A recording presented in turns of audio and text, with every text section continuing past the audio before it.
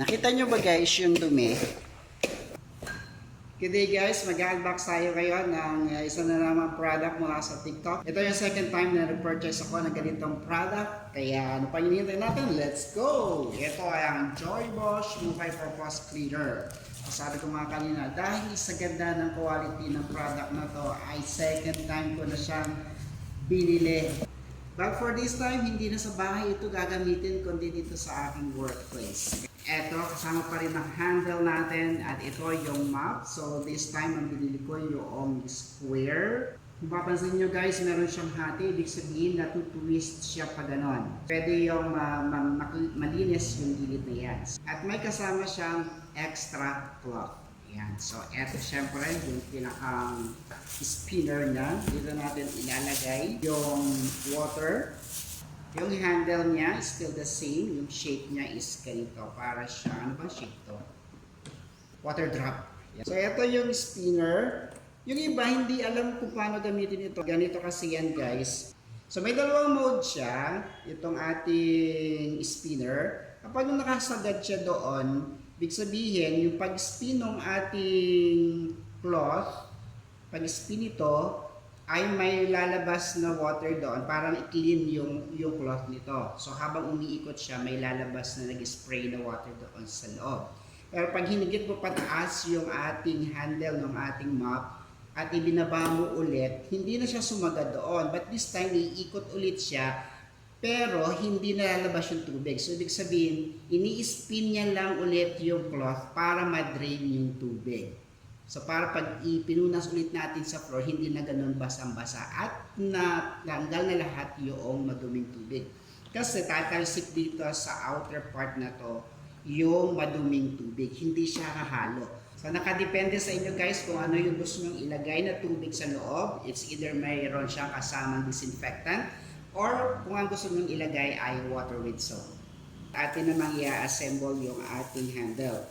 Mabilis lang itong i-assemble guys kasi all you have to do is to connect all of this together para maging isang mahabang handle siya. So ito yung pinaka-upper part. Dito tayo hahawak. Then ito yung extender. Kung mag-press mo lang ganyan at naglalak siya ng kanya. Okay? So this time, ito naman yung last part. Ito yung pinaka-lower part. May magkiklik kayo na marinig pag inyong pinrest pa ganon. Okay? So ayan, may parang screw. Ito yung pinakang iikot. And then, i-connect na natin siya dito sa pinaka-map. Ikot nyo lang guys yan. Twist nyo lang dyan. Mag-stop naman siya kapag mahigpit na. Okay? So that's it. Ganun lang kasimple yung ating spinner. Itong part na to yung lock natin. Ating ipinrest pa baba, ibig sabihin nakalock siya.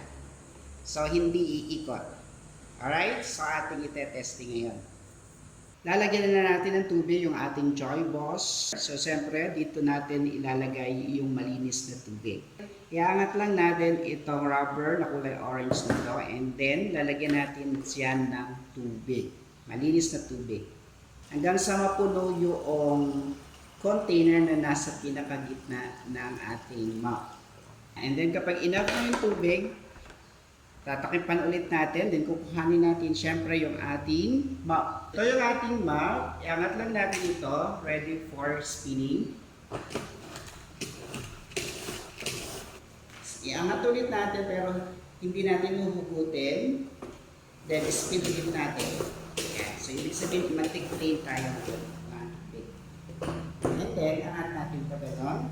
I-lock natin and then it is ready now para i-una sa ating mga spin.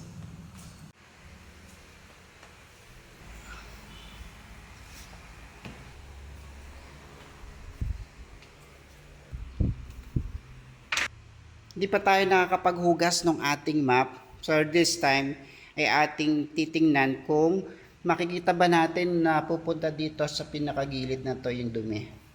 I-unlock ulit natin yung ating handle. Then, lagay natin ulit dito sa ating map. Ayan, nakita nyo ba guys yung dumi?